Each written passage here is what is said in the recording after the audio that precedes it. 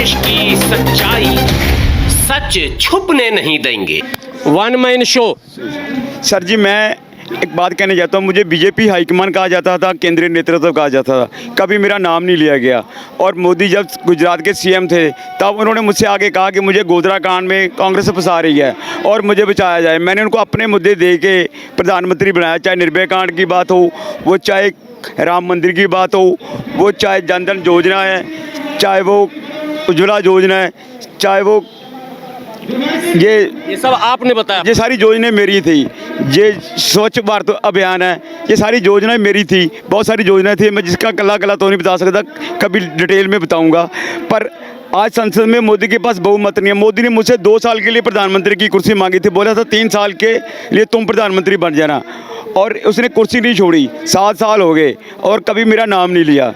आज उसके पास संसद में बहुमत नहीं। मैं पार्लियामेंट के बाहर खड़ा होकर सभी सांसदों को बुला के अपना बहुमत साबित किया हुआ है।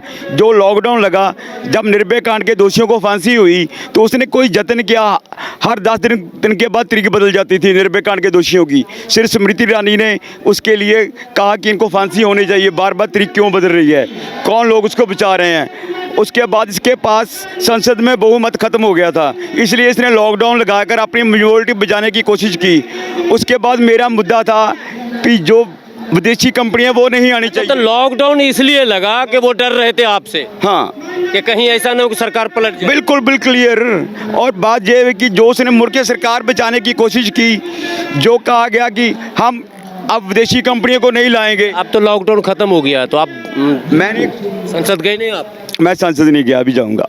तो उन्होंने जो हिंदू विदेशी कंपनियों को ख़त्म करने की बात की, तो हिंदू कंपनी देसी कंपनियों को लाने की बात की, इसलिए उसने बाद में अपना मेजॉरिटी साबित की इस मुद्दे को लेकर। ये मुद्दा भी मेरा था और वो मुद्दे चोरी करता है, अब पूछता नहीं है आगे। स्वदेशी मुद्दा भी आपका था? हाँ। बाबा रामदेव भी आपका ही चुरा लिए क्या?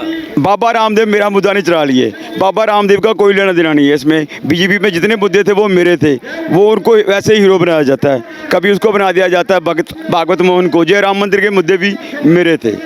अब मथुरा का मुद्दा भी आपका ही है क्या? नहीं, मथुरा का मुद्दा मेरा नहीं है। तो आप तो महिला आरक्षण लिखे हुए हैं। आरक्षण बिल की बात कर रहे हैं। मैं पिछली बार जब संसद खुली थी तब भी मैं 2 दिन के लिए आया था, तो संसद 11 तारीख को बंद कर दी गई। 13 तारीख तक चल रही थी, तो सुबह 10 बजे बंद कर दी गई। अभी मैं सोमवार को आया था, मंगलवार को मैंने धरना देने खंडा था, अभी 10 बजे में पहुंचा, उसके पहले संसद बंद कर दी गई। बंद करके भाग जाते क्या? भाग गए कि उनके पास बहुमत नहीं है। अब जो ये कानून वापस हुए हैं, तीनों कृषि कानून इसीलिए वापस हुए हैं कि उसके पास बहुमत नहीं। अपना बहुमत बचाने के लिए उसने कानून वापस किए हैं।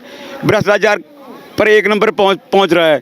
ये कंपनियां विदेशी को लाकर अब संसद चल रहा है, क्या करेंगे अब हम अपना संसद खत्म होने तक पहले बहुमत साबित करेंगे और सरकार मोदी को बदलेंगे। पक्का? हाँ, मोदी को बदलेंगे। संसद मार्ग दिल्ली पर खड़ा हूं और संसद का सत्र चल रहा है। लोग एक से एक आते हैं, भारत के कोने कोने से आते हैं। पाजी हैं पंजाब से, और इन्होंने जो बातें कही आप हंसेंगे नहीं।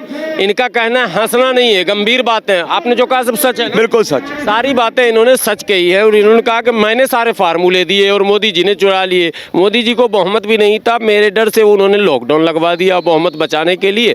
इस तरह की तमाम बातें की और कई आरोप भी लगाए। और आखिरी बात इन्होंने कहा कि महिला आरक्षण विधेयक जो मोदी जी ने कहा था वो अब तक पारित नहीं किया है। और अब मैं आ गया हूँ दिल्ली, हो सकता है मैं बहुत जल्द अपने सांसदों के साथ मीटिंग करके सरकार गिराऊंगा। ऐसा ही है ना? बिल्कुल जी, सरकार गिरा देंगे। हाँ जी।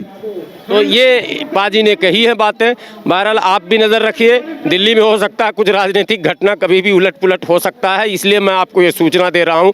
कभी भी नई खबर आपको मिल सकती है कि सरकार गिर सकती है, मैं नहीं कह रहा हूँ, पाजी ने कहा, आपने कहा ना। बिल्कुल जी, मोदी बदल सकता है, सरकार के मंत्रियों को भी बदला जाएगा। सब मंत्री भी बदले जाएंगे, प्रधानमंत्री भी बदले जाएंगे, पूरा प्लान इन्होंने बना लिया। इनका कहना मेरे ही प्लान पर सरकार 7 साल चली है।